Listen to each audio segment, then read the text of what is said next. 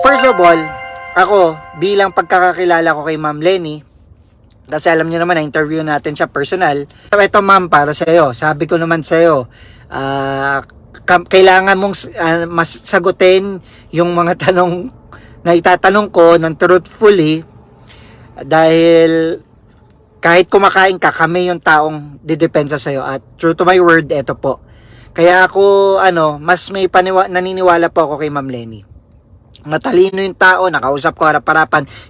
The whole time na magkausap kami, less than 15 minutes, nakatingin ako sa mata niya. Talaga nakita ko yung sinseridad. Sinabi ko naman sa inyo last year pa, bago pa mamatay, actually sinabi ko na nagagamitin ng kakamping. After 4 days, nag-live si Copper C, na yun din ang naratiba niya. Lahat kami halos yun ang naratiba na ang mag-aaway ang Duterte at BBM sa kapangyarihan at kawawa ang kakamping. Inabisawan ko na kaya mag-aaway ang durog na bato at lusaw na bato at ang maiipit sa gitna ay ang mga kakamping. Pero dapat wala tayong kampihan. Yun ang punto dyan, di ba? Ayan nga, ngayon kanya-kanya na silang ligaw sa mga kakamping kasi nga sinabi ko sa inyo na tayo ang totoong majority. Nadaya lang tayo sa bilang sa Smartmatics, pero bibigyan ba tayo ng panahon kausapin ng mga yan? Para lang kumampi sa kanila kung hindi talaga marami ang bilang natin, kung hindi magmamatter yung crowd natin. Patunay lang to na para sa akin, ang totoong nanalo ay mga kakamping. Mas marami ang kakamping. Kaya ngayon, liniligawan nila, natatakot sila na mapunta tayo sa side nila BBM. At kaya dumidiskarte din sila Gloria. At si Gloria, alam naman kila Duterte yan. Nakita mo pati si Gloria, pinagyabang na kausap niya si Lenny. Ibig sabihin, si Lenny, kahit wala na siya sa politics, kahit hindi na siya nakikihalo-bilo, nagmamatter si Ma'am Lenny. Kasi maraming naniniwala kay Ma'am Lenny. Ako naniniwala ko, huwag kayong magpapaniwala dyan sa mga sa mga binabanat-banatan si Ma'am Lenny. Dadalin lang kayo niyan sa nila Duterte.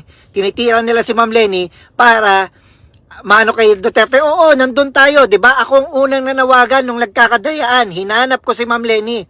Hinanap ko yung mga abogado, pinagalitan ko pati si Bam, nasasagasaan ko nung eleksyon na habang dinadaya tayo kasi galit ako. Hindi sa pinagtatanggol ko si Ma'am Lenny, pero nung nakausap ko si Ma'am Lenny, nakita ko na kung paano yung diskarte niya. Matalino yung ale. Hindi basta-basta mauuto ni Gloria yan. Sobrang talino. Kaya nga, pinadala-dala sa Harvard, lahat ng eskwela, siyang iniimbita, di ba? Imbis na imbitahan sa BBM o kahit sila GMA, hindi nangyari yun. Matalino si Ma'am Lenny, alam niya ang laro niya, alam niya kailan siya kikilos, at hindi siya kikilos ng sablay. Kampe, Ma'am Lenny, yung loyalty ko, yung sabi ko nga, pagtatanggol ko kayo, sa inyo po, wag lang kayo kakampi sa demonyo. Doon mag-e-end yung loyalty ko. Dapat ang loyalty natin hindi nasa isang tao, kundi nasa bayan. Doon lang ako mag-e-end pag kumampi ka na kay Sara o kay BBM. Pero yung trust ko, ma'am, nasa sayo. Kung makikipaglaro ka sa kanila, kung yan ang nakikita mong way para makabalik ang oposisyon, okay tayo dyan. Basta, ma'am, andito kami, rest assured na hindi natin sila kasi kailangan. Sila kailangan nila tayo. May sarili tayong grupo. Andito ang buong kakamping, ang oposisyon sa likod mo, ma'am. Pero iba si Ma'am Lenny. Yung integridad, yung paniniwala namin, hindi mababaya. Kita nyo, huwag kayong malusop kay Ma'am Lenny. Kita nyo ni hindi sumama sa mga kahit sino nagne-name drop sa kanya, sa mga rally. Kasi alam niya, matalino yung tao. Nakakalimutan nyo, abogada yung tao. Alam niya ang ginagawa niya. Kung nandun man siya at alam niya mababayiran, na pag-isipan niya na yun, malayo pa lang. Kasi nung nakausap ko si Ma'am Lenny, nakita ko gano'ng kalalim. Seamless. Walang segundong bumaba yung intensity ng utak niya habang nag-uusap kami. Ilalabas ko yung Radical People. Ito, October na, sisimulan na natin. Doon nga sa Zerk's Adventure Show.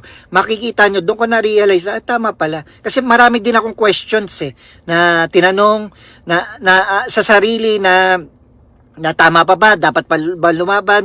Okay pa ba sila Ma'am Lenny? Ang side nila Ma'am Lenny? Lahat yun napawi nung nakausap ko siya ng personal.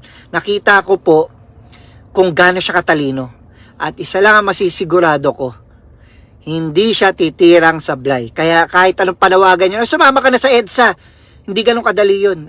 Ayan, si Kiko na lang kulitin nyo, wag si Ma'am Lenny. I-save natin si Ma'am Lenny para sa pinaka-special na pagkakataon. Lahat tayo na lose hope. Totoo yun. Ako, na lose hope din ako noon. Na bakit ganyan, parang pinabayaan. Nauna pa akong nagngal-ngal sa inyo.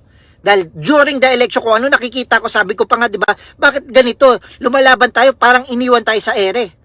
Bakit wala yung mga wala kahit abogado ni Lenny, sabay doon, may isang abogado. At bakit di ba? Pero naunawaan ko na lahat. Alam natin na dinaya tayong lahat. Pero hanggang ngayon, tama naman ang bayig ni Ma'am Lenny na wala silang makita na sapat, sufficient evidence para mapatunayan yung Lahat yan hearsay. Lahat yan lahat yan, pag dinala mo sa husgado, kayang depensahan ng mga tarantado. Yun ang problema. Abogado si Ma'am Lenny, alam niya yun. Na hindi sapat, hindi aakma na yung kuro-kuro lang natin na ganito ganyan na IP. Oo, alam natin lahat yun. Alam nga natin na dinadaya tayo mismo nung oras ng eleksyon eh. Pero yung talagang ang punto dyan, yung kailangan natin ng evidence na pag hindi tayo dininig sa husgado ng Pilipinas, pwede niyan dalhin yung ebidensyang yun sa ICC at yun ang maging basehan para manalo tayo. Kaya mo ba dali sa ICC ang mga ebidensya nyo ngayon? Hindi nyo siya pwede antas-antas nyo na bira ng bira. Hindi, lakad na tayo bukas. Menjola na tayo bukas. Ikaw ang iuupo. Hindi ganon po yun. Nakakalimutan nyo matalino. At isa pa, nakakalimutan nyo, 6 na taon siyang katabi ni Duterte. Na pag nagkamali siya, na nagpahirap nga sa kanya, di ba, ilang beses in-explain, kung hindi kami pinahirapan, hindi kami tatalino ng ganito. Hindi magiging sophisticated yung galawan namin. Hindi kami mas magiging totoo. 6 na taon siyang naka 24 hours bantay kay Duterte at sa mga troll. Isipin mo yung katabi mo mismo. Ginigipit ka, hindi ka binibigyan ng budget. Walang confidential fund. Ginigipit ka mismo ng presidente. Na tutusin, ngayon nagkukuntsaban si BBM Sara, di ba? Ginigipit ka, gaano katalino si Ma'am Lenny? Gaano siya naging katalino at naging mas masikap? Kaya matalino yung tao, 6 na taong mong katabing demonyo na nakabantay sa'yo kasi pag nagkamali siya during her time, makikita ni Duterte yon nung panahon nila at kaya siyang i-impeach nung panahon na yon o kaya siya ipakulong. Kaya lahat ng kilos nila Ma'am Lenny, kalkulado, lahat may transparency, di ba?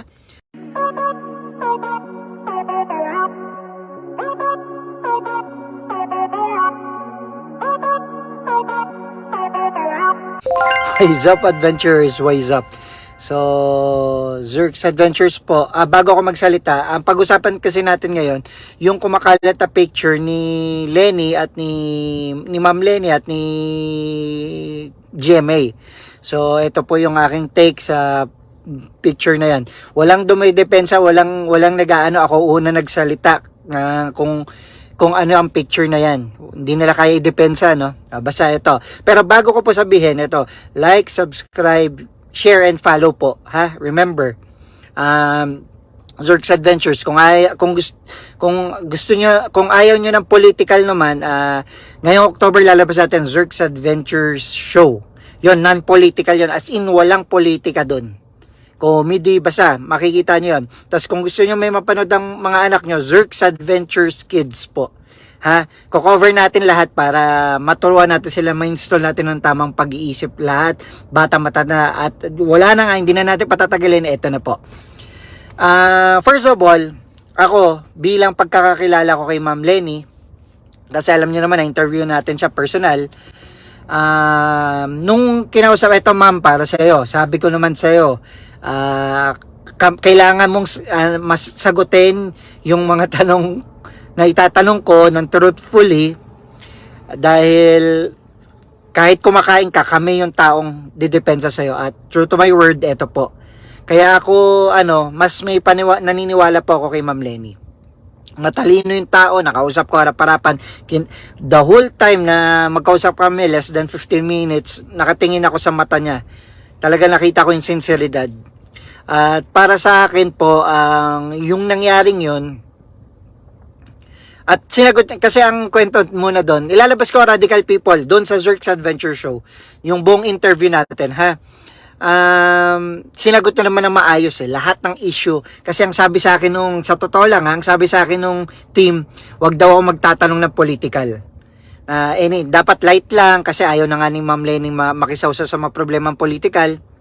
Pero nakiusap ako kay Ma'am Lenny na sana sagutin niya lahat ng itatanong ko ng wholeheartedly, dahil nga sabi ko kahit matulog siya, kaya kong depensan yung mga parang tayo yung abogado niya. So eto na nga, at sinagot niya, kaya eto po, true to my word ma'am, kakampi mo kami. Kasi naniniwala ko sa iyo, sa sinseridad mo. Eto ang palagay ko dyan, guys. Sinabi ko naman sa inyo last year pa, bago pa mamatay. Actually, sinabi ko na nagagamitin ng kakamping. After 4 days, nag-live si Copper C. Na yun din ang naratiba niya. Lahat kami halos yun ang naratiba na ang mag-aaway ang Duterte at BBM sa kapangyarihan at kawawa ang kakamping. Inabisawan ko na kaya, mag-aaway ang durog na bato at lusaw na bato. At ang maiipit sa gitna ay ang mga kakamping. Pero dapat wala tayong kampihan. Yun ang punto dyan, di ba? Ayan nga, ngayon kanya-kanya na silang ligaw sa mga kakamping kasi nga, sinabi ko sa inyo na tayo ang totoong majority. Nadaya lang tayo sa bilang sa Smartmatics, pero bibigyan ba tayo ng panahon kausapin ng mga yan? Para lang kumampi sa kanila kung hindi talaga marami ang bilang natin, kung hindi magmamatter yung crowd natin. Patunay lang to na para sa akin, ang totoong nanalo ay mga kakamping. Mas marami ang kakamping. Kaya ngayon, liniligawan nila. Natatakot sila na mapunta tayo sa side nila BBM. At kaya, dumidiskarte din sila Gloria. At si Gloria, alam naman, kila Duterte yan. Ang ano lang dito, pati kita nyo, pati si Gloria, ang nag-post kasi nito yung kumari daw nila na parang mayor ba ng San Pablo, Laguna. Na nagkataon nandun, nag-dinner ata, pinost. Ngayon, pati si Gloria nag-post na. Si Ma'am Lenny hindi ko nakakikita na nagpo-post. Pero nakita mo pati si Gloria pinagyabang na kausap niya si Lenny. Ibig sabihin, si Lenny kahit wala na siya sa politics, kahit hindi na siya nakikihalo-bilo, nagmamatter si Ma'am Lenny. Kasi maraming naniniwala kay Ma'am Lenny. Ako naniniwala ko, huwag kayong magpapaniwala dyan sa mga sa mga binabanat-banatan si Ma'am Lenny. Dadalin lang kayo niyan sa nila Duterte. Tinitira nila si Ma'am Lenny para maano kay Duterte. Oo, nandun tayo, 'di ba? Ako ang unang nanawagan nung nagkakadayaan. Hinanap ko si Ma'am Lenny. Hinanap ko yung mga abogado, pinagalitan ko pati si Bam, nasasagasaan ko nung eleksyon na habang dinadaya tayo kasi galit ako. Hindi sa pinagtatanggol ko si Ma'am Lenny, pero nung nakausap ko si Ma'am Lenny, nakita ko na kung paano yung diskarte niya. Matalino yung ale. Hindi basta-basta mauuto ni Gloria yan. Sobrang talino, kaya nga pinadala-dala sa Harvard lahat ng eskwelahan siyang iniimbita, di ba? Imbis na imbitahan sa BBM o kahit sila GMA, hindi nangyari yon. Matalino si Ma'am Lenny, alam niya ang laro niya, alam niya kailan siya kikilos at hindi siya kikilos ng sablay. Mas nauna pa nagyabang na si GMA na nakausap niya si Lenny, di ba? Ako hindi ko nakita naglabas ng post si Ma'am Lenny na ganun. Para siguro sa kanya, baliwala lang yon. Pero sa doon kila GMA, pambulag din siguro kasi nga may conflict, di ba? Pambulag kila BBM na, oops, teka, kahit din namin kausapin to, oops, ganyan. Pero, okay na din yan. At least mag-double effort silang ligawan ng kakamping. Ang sa akin, wag po tayong kakampi. Ma'am Lenny, yung loyalty ko, yung sabi ko nga pagtatanggol ko kayo, sa inyo po, wag lang kayo kakampi sa demonyo. Doon mag-e-end yung loyalty ko. Dapat ang loyalty natin hindi nasa isang tao, kundi nasa bayan. Doon lang ako mag-e-end pag kumampi ka na kay Sara o kay BBM. Kay BBM pwede pa. Para makapwesto ang oposisyon. Pero kay Sara o kay Gloria o kay La Villar, doon lang papakla yung pag-ano ko. Doon yun lang po ang masasabi ko na once na kumampi sa demonyo si Ma'am Lenny, doon na mag-e-end yung yung role ko na ipagtanggol si Ma'am Lenny sa publiko, ipaglaban, ipakita sa publiko kung ano yung nakikita ko na naiisip ni Ma'am Lenny, kung ano yung discarding ginagawa ni Ma'am Lenny. Kasi ako, para ako sa bayan, hindi ako, ayoko sa mga demonyo, ayoko makaupo sila sa pwesto. Pero yung trust ko, ma'am, nasa sayo.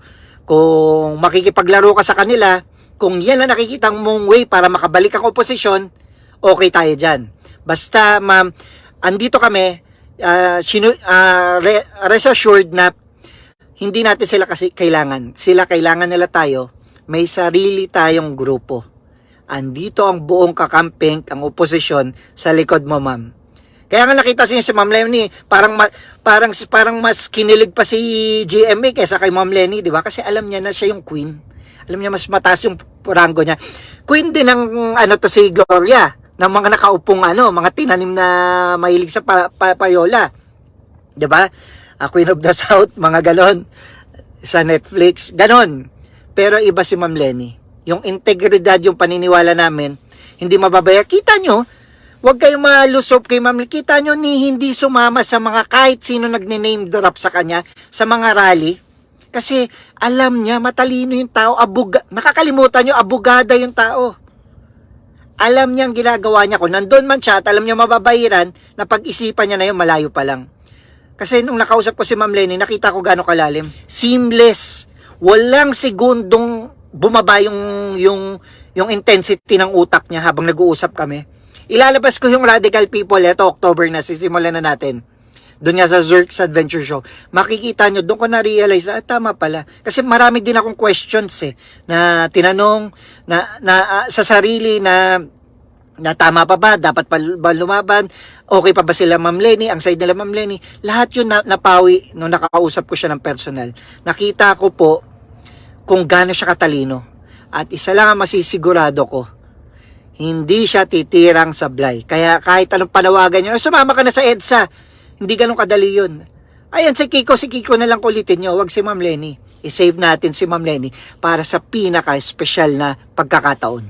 Ganun lang kasimple yun. Hindi yung kada sasama nyo na isasama. Hindi ganun. Andiyan si Sir Kiko, pwede naman si Sir Kiko, VP din naman siya, tumakbo din naman siya, di ba? Lahat tayo na lose hope. Totoo yun. Ako, na-lose hope din ako noon. Na bakit ganyan, parang pinabayaan. Nauna pa akong nagngal-ngal sa inyo. Dahil during the election, kung ano nakikita ko, sabi ko pa nga, di ba, bakit ganito? Lumalaban tayo, parang iniwan tayo sa ere. Bakit wala yung mga wala kahit abogado ni Lenny, sabay doon, may isang abogado. At bakit di ba? Pero naunawaan ko na lahat. Alam natin na dinaya tayong lahat. Pero hanggang ngayon, tama naman ang bayig ni Ma'am Lenny na wala silang makita na sapat, sufficient evidence para mapatunayan yung Lahat yan hearsay. Lahat yan lahat yan, pag dinala mo sa husgado, kayang depensahan ng mga tarantado. Yun ang problema. Abogado si Ma'am Lenny, alam niya yun. Na hindi sapat, hindi aakma na yung kuro-kuro lang natin na ganito ganyan na IP. Oo, alam natin lahat yun. Alam nga natin na dinadaya tayo mismo nung oras ng eleksyon Pero yung talagang ang punto dyan, yung kailangan natin ng evidence na pag hindi tayo dininig sa husgado ng Pilipinas, pwede niyan dalhin yung ebidensyang yun sa ICC at yun ang maging basehan para manalo tayo. Kaya mo ba dali sa ICC ang mga ebidensya nyo ngayon? Ganong katalino si Ma'am Lenny, lahat kalkulado. Hindi nyo siya pwede antas-antas nyo na bira ng bira. Hindi, lakad na tayo bukas. Menjola na tayo bukas. Ikaw ang iupo. Hindi ganon po yun. Nakakalimutan nyo, matalino. At isa pa, nakakalimutan nyo, 6 na taon siyang katabi ni Duterte. Na pag nagkamali siya, na nagpahirap nga sa kanya, di ba, ilang beses in-explain, kung hindi kami pinahirapan, hindi kami tatalino ng ganito. Hindi magiging sophisticated yung galawan namin. Hindi kami mas magiging totoo. 6 na taon siyang naka 24 hours bantay kay Duterte at sa mga troll. Isipin mo yung katabi mo mismo. Ginigipit ka, hindi ka binibigyan ng budget. Walang confidential fund. Ginigipit ka mismo ng presidente. Tutusin, ngayon nagkukuntsaban si BBM Sara, di ba? Ginigipit ka, gaano katalino si Ma'am Lenny? Gaano siya naging katalino at naging mas masikap?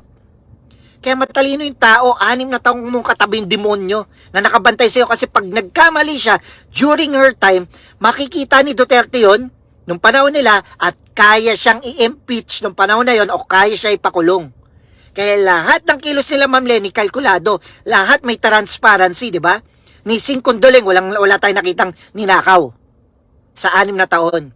Ganong katalino sa'yo, Ma'am Lenny, kaya huwag niyo siyang ilelebel sa inyo na, hindi, galit na galit tayo ngayon, lahat tayo kinakawawa, sumama ka na sa amin, mag-EDSA na tayo, hindi ganun yun.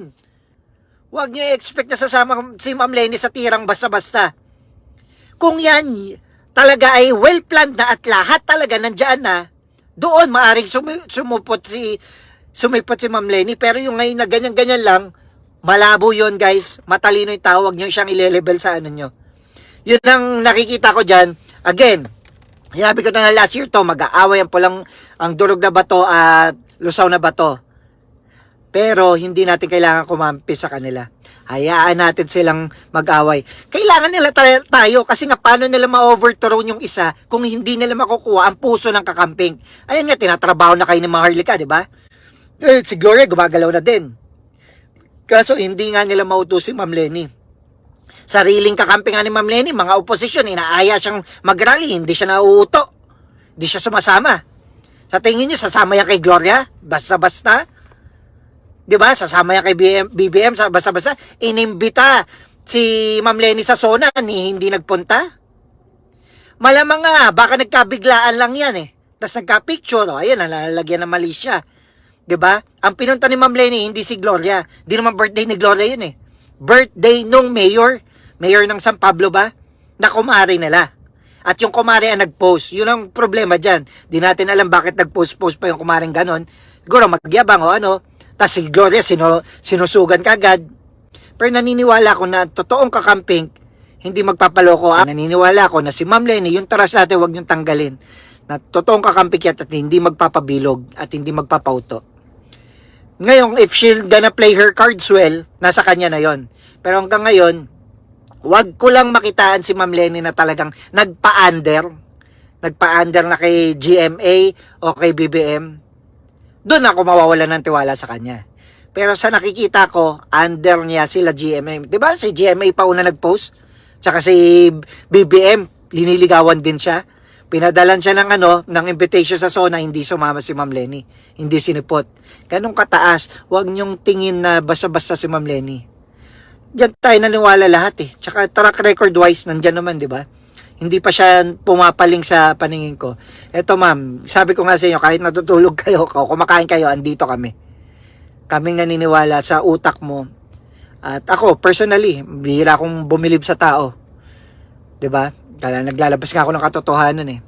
Nakita ko sa mga mata ni Ma'am Lenny yung sinseridad na sabi niya, sino ba naman ang ayaw manalo? Ako pa ako ngayon tumakbo. Pero kung hindi sapat yung ebidensya natin, bakit tayo lalaban? Anong ilalaban natin? Ibig sabihin, kung sapat na sapat yung ebidensya at ready at nakita ni Ma'am Lenny na at the end, parang chess yan eh. At the end, alam niyang mamate niya yung tao sa binibigay natin na moves. Yun ang gagawin niya. Pero pag hanggat hindi nakikita niya na mamamate, hindi niya gagawin yan. Walang pinagkaiba ito sa mga nagchichess. Miron lang tayo. Hayaan natin si Ma'am Lenny lumaro. At alam ko naman, sa dulo, checkmate pa rin ang hinahabol ni Ma'am Lenny. Yun lang guys, huwag tayo mawala ng tiwala, huwag tayo magpauto sa iba. Nakakasama ng loob na yung mga nangyari, pero wala na tayo magagawa. Tapos na yun. Focus tayo ngayon. Ang importante, solid ang kakamping. Hanggat solid tayo, matatapakan natin kahit anong diyan sa dalawang nagbuwagan na, 'di ba? Nabuwag yung dalawa, nasira puwersa nila, pero kung tayo solid pa rin, doon may chance tayong manalo at mabago ang Pilipinas. Kung laruin man nila sila laro nila 'yon. Hanggang ngayon, hindi naman nagiging under si Ma'am Lenny, 'di ba? Siya pa nga ang hinahabol. Parang tayong kakamping kasi nga naniniwala ko na tayo talaga nanalo. Yun lang guys, wise up adventurers, wise up. Huwag kayo masyadong magpauto sa mga vlogger-vloggeran, sa mga naninira kay Ma'am Lenny na may hinaing. Lahat tayo may hinaing. Mas nauna pa ako nagsalita sa inyo. Nagalit sa akin ang oposisyon. Ang TLR, Team Lenny Robredo County Rep, nag-away-away kami nung election day mismo. Kasi hinahanap ko sila Ma'am Lenny. Kung hinahanap nyo si Ma'am Lenny, mas nauna pa ako naganap sa inyo kay Ma'am Lenny. Mas nauna pa ako naglakas ng loob sa inyong sitahin sila nila Bam. Election day. Hanapin nyo dito sa Zerk's Adventure sa video natin. Mas nauna pa ako sa inyo. Pero ngayon, naka-move on na ako, na-accept ko na, nakita ko na yung logic kung ano ba talaga nangyayari. At ang nagpatunay pa dito, nakausap ko si Ma'am Lenny, nung na-interview natin si Ma'am Lenny sa Radical People, lalo akong nalinawan sa kung gaano katalino yung tao at kung paano dumiskarte yung tao. Abogada yung tao. Hindi tatawagin niya sa iba't ibang eskwelahan kung yung antas siya ay antas Gloria lang o antas Sara Duterte lang na hindi alam paano ipagtanggol kung saan dadalhin ang confidential fund nila. O antas BBM na walang alam na umalis-alis lang. O naghahanap ng ng matalino para masabing gumagalaw yung kabinete niya. 'Di ba? Tiwala guys. Paano tayo mananalo niya kung tayo mismo hindi magtitiwala? Alam ni Ma'am Lenny ginagawa niya. Yun lang. Saludo. Wise up adventurers, wise up. So, kung gusto niyo mga ganitong mas totoong mga usapan, real talk, Zerk's Adventures po, ha? Tsaka please po, sana supportan nyo naman yung Zerk's Adventures Kids natin. Maglalabas ako dyan ng pangbata na show na series. Gugulat kayo. Para sa mga bata, para mapanood yung mga bata nyo na magtuturo ng mabuting asal. At yung Zerk's Adventures po, ilalabas natin sa birthday ko mismo. Iba naman yon, ibang mundo naman yun. Yun lang, wise up adventures, wise up. Makikishare po. Bye. Wise Up Adventure! Please like and subscribe!